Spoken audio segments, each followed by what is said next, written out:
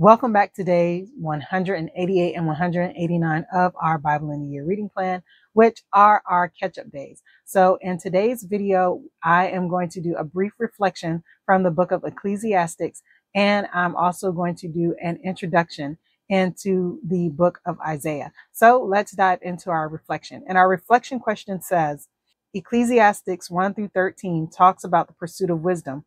How can you seek godly wisdom in your life, and how does it differ from worldly wisdom?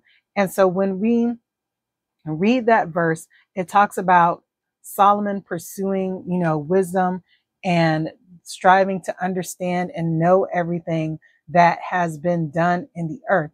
And then our question says, how can you seek godly wisdom? Well, remember in Proverbs, the first thing that Proverbs told us was that the fear of the Lord is the beginning of wisdom. So any wisdom that we obtain that is not rooted and grounded in the fear of the Lord is not godly wisdom.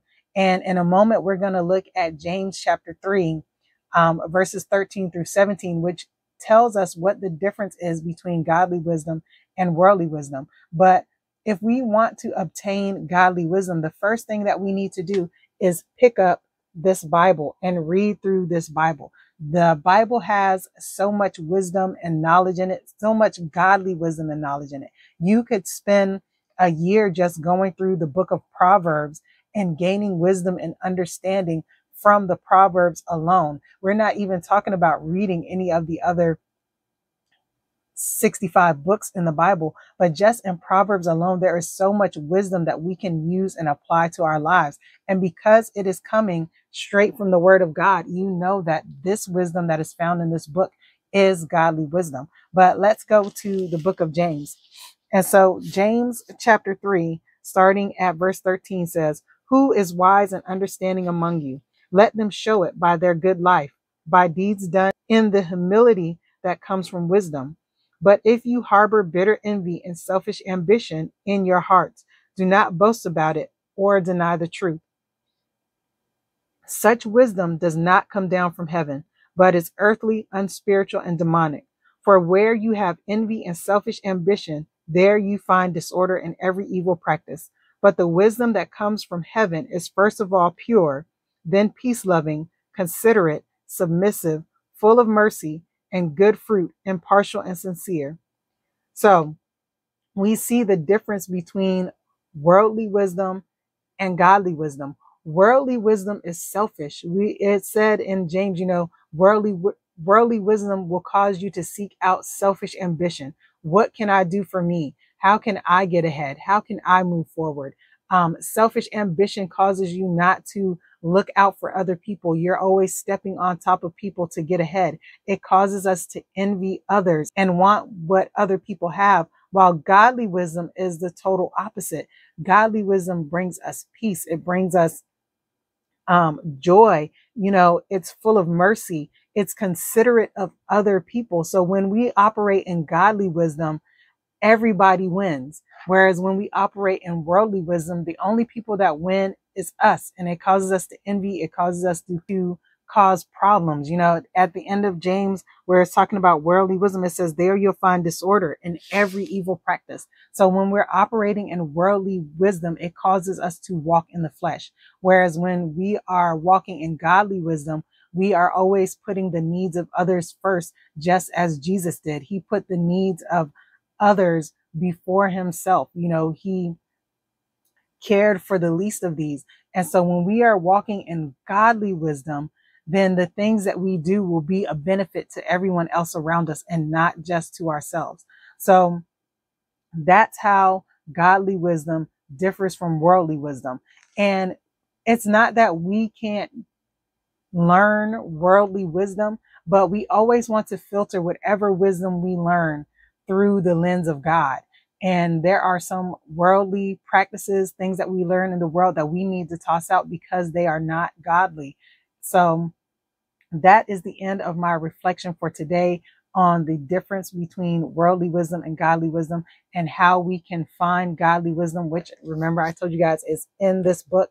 If you are unsure of how to read the Bible, you don't know how to read the Bible, you can check out my video that I recently did on 7 tips on how to read the Bible for beginners. You'll find a lot of insight and wisdom in that for how to read the Bible and how to become consistent in reading the Word of God so that you can gain the wisdom from the pages of these books. But all right, let's go on to our introduction. So next week, we will read our final chapter of the Song of Solomon, and then we will start the first book of the books of the prophets, the book of Isaiah. So now that we are getting towards the end of the Old Testament, remember I told you there were different genres of books in the Bible. So we've done the books of the law. We've read through the books of history. We've read through, well, we're going to finish reading through the books of poetry, which are Psalms, Proverbs, Ecclesiastes, Song of Songs. Now we are going into the books of prophecy, which are the last books of the Bible. So Isaiah all the way to Malachi are the books of prophecy. So Isaiah is the first book of prophecy, and the books of prophecy are divided into two sections. There's the major prophets and the minor prophets. And so our major prophets are Isaiah, Jeremiah, Ezekiel, Daniel. All of those are going to be our major prophets. And then we'll go into our minor prophets. And the minor prophets doesn't mean that they were less important than the major prophets. They just tend to be the shorter books of prophecy. As you'll see, Isaiah has 66 chapters. So all of the major prophets have longer books. But Isaiah was prophesying during the time of King Uzziah all the way to the attack by Sennacherib, the king of Assyria, on Judah, which we read in the book of Kings. So Isaiah was around for a long time. He mainly prophesied to the people of Judah, but he also did prophecies to various other lands. God have him give prophecies to Egypt and Ethiopia, the Moabites, as well as to the kingdom of Israel before they were deported by the king of Assyria. And so the first half of the book of Isaiah is really the prophecies about what's going to happen in that time leading up to the exile of both the kingdoms of Israel and Judah. And then after that, we get into the prophecies about the Babylonian Empire and King Cyrus, who is the Persian. The Medes and the Persians were the ones that conquered the Babylonian Empire. So later on in the book, Isaiah begins to prophesy about future events that are going to happen in the future, which, as we know, come to pass from reading the books of history. So reading the books of First and Second Kings and all that, and Ezra and Nehemiah, we see what happened to the people of Israel. So the book of Isaiah has a lot of prophecies in it. It has a lot of prophecies about the Messiah. It also has prophecies about the day of the Lord, when God is going to come back and judge the whole earth, not just the kingdoms of Israel and Judah and the surrounding nations that were around them, but it talks about the day of the Lord and what's going to happen when God comes back and judges the earth. And it also has prophecies, like I said, of redemption, about the Israelites returning from exile and God redeeming the earth. So there is a lot that's happening in the book of Isaiah.